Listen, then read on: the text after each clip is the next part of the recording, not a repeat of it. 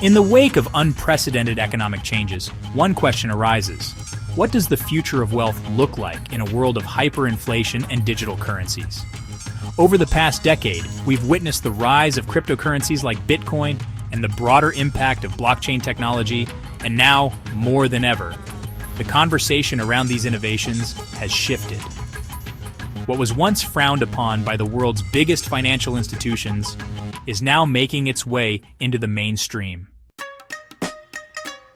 Today we'll explore hyperinflation, how Bitcoin and cryptocurrency fit into the picture, and the role blockchain technology could play in the future of wealth. Let's start with inflation. If you've been following global economic trends, you've likely noticed something unsettling. Prices are rising at a staggering pace. In the United States, inflation hit a 40-year high in 2022, with the Consumer Price Index reaching a jaw-dropping 9.1%. This means that goods and services, from groceries to housing, are becoming more expensive, and your purchasing power is shrinking. This wave of inflation is largely driven by economic factors like supply chain disruptions, global conflicts, and central banks printing massive amounts of money.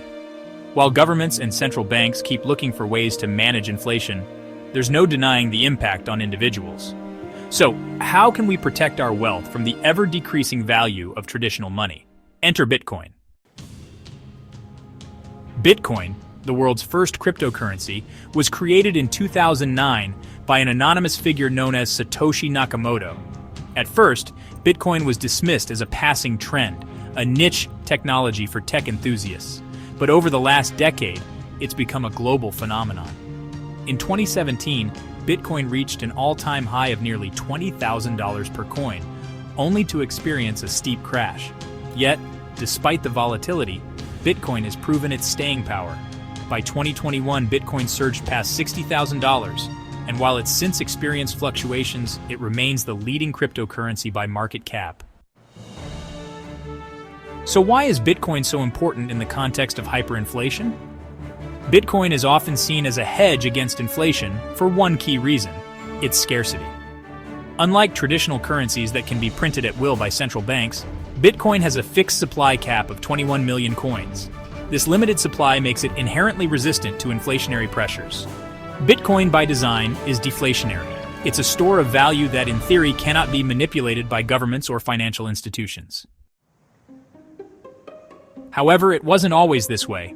For years, big banks and financial institutions were highly critical of Bitcoin and cryptocurrencies. They viewed it as a volatile, speculative investment, one that couldn't be trusted. They warned against using Bitcoin for transactions, and the idea of replacing traditional currencies was unthinkable to many in the financial sector. But something interesting has happened in recent years.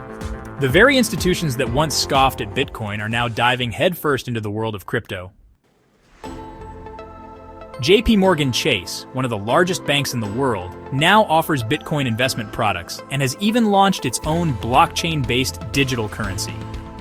Similarly, Goldman Sachs, Bank of New York Mellon, and Citigroup have all moved to incorporate blockchain technology into their systems. Why?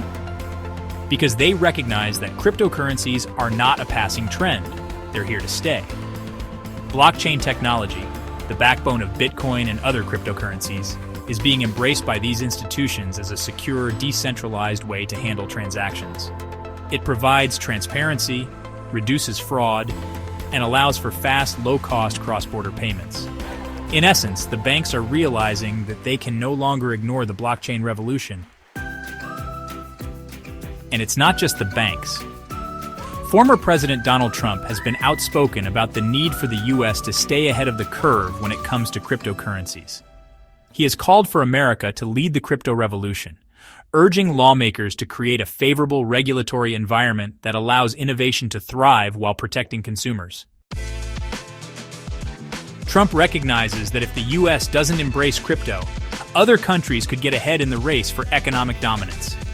China, for example, has already launched its digital yuan, a central bank digital currency, CBDC, that could challenge the dominance of the US dollar in global trade. So, what does the future hold? We're likely to see a world where Bitcoin, Ethereum, and other cryptocurrencies coexist with traditional fiat currencies, Governments will regulate and adopt blockchain technology, while Bitcoin becomes a global reserve asset, a hedge against inflation and economic instability. At the same time, the decentralized nature of cryptocurrencies means that we may see the rise of a new financial order, one where individuals have more control over their wealth, and central banks no longer hold the same level of power. This could be a game changer for wealth distribution, especially as blockchain technology becomes more integrated into industries beyond finance, such as healthcare, supply chains, and even voting systems. Hyperinflation, rising debt levels, and the limitations of traditional banking systems have made it clear the financial landscape is changing. Whether Bitcoin will continue its rise as the world's most recognized cryptocurrency or evolve into something entirely new, one thing is certain: cryptocurrencies are no longer just an alternative investment. They are the future of wealth, and the financial world is adapting to this new reality. So what's your take on the future of crypto and wealth? Will Bitcoin rise to replace traditional currencies? Or is there another path ahead? Like, comment, and subscribe for more insights into the future of finance, wealth, and the crypto revolution. The future of wealth is digital. What role will you play?